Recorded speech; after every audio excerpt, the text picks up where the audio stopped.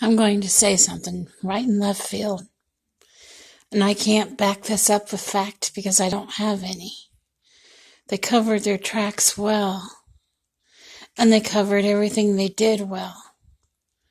The fact is, the Jim Jones cult, what he did was he adopted Chinese babies, Korean babies, and black babies. Now, yeah, call them black babies, but they're just like you and me. But the thing I'm getting to is it has nothing to do with color, okay, people? Nothing to do with it, because if I was white, I'd be the color of a kitchen sink. That's what white is, believe it or not. Well, anyway, the thing is, I'll tell you what, Jim Jones trusted the wrong kind of people, is what he trusted. There's bad apples and good apples in every bunch. And it's not about race. No. Let me reiterate, he had children that were Korean, Chinese, and Muslim. All three dialects.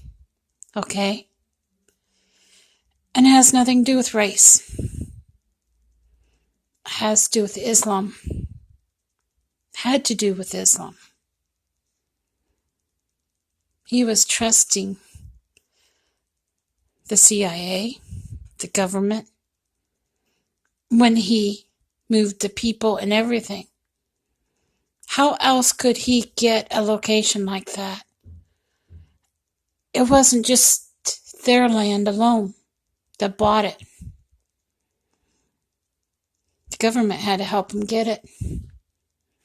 Because there's always a helper. I don't care who you are, there's always somebody, a branch, that has to help that person get the land or property that they need when they need it. Well, could have been the CIA too, and he could have had a deal with them.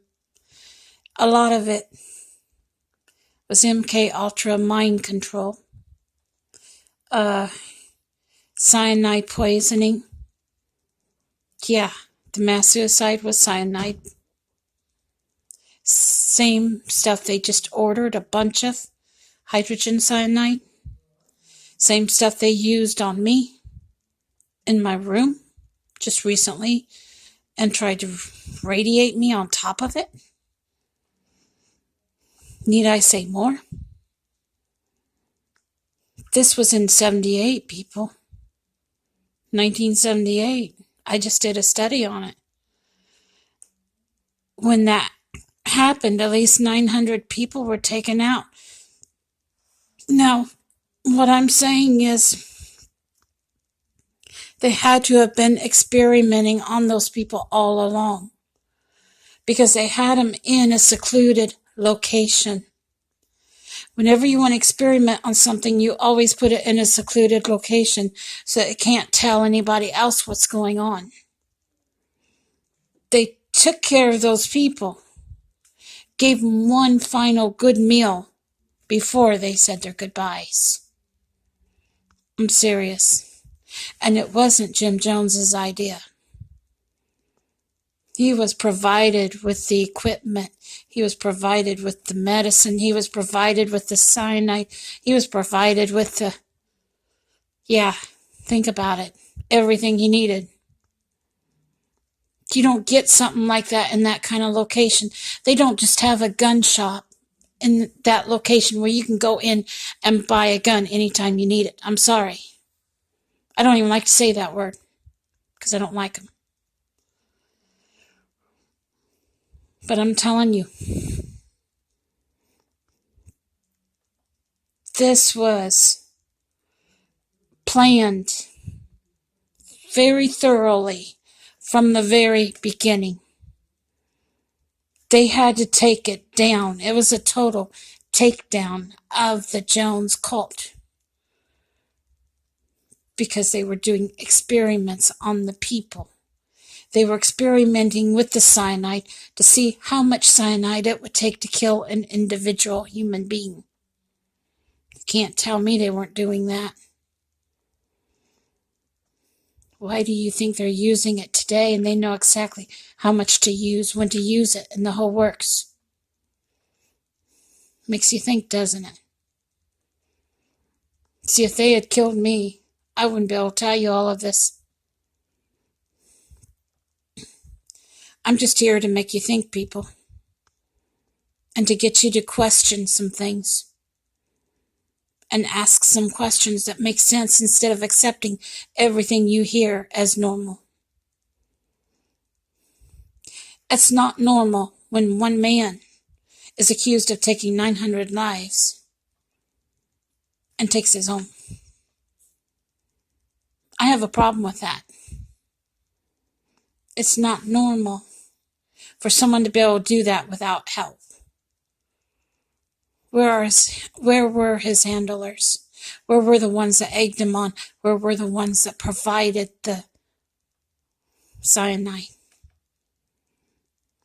That's my question. And why are there so many holes in the story? Because there's too many holes. You don't get cyanide in the jungle and have it on hand when you need it. I'm sorry. A normal person doesn't do that. You don't get a weapon in the jungle and have it on hand when you need it. You don't have that kind of store around the corner from you.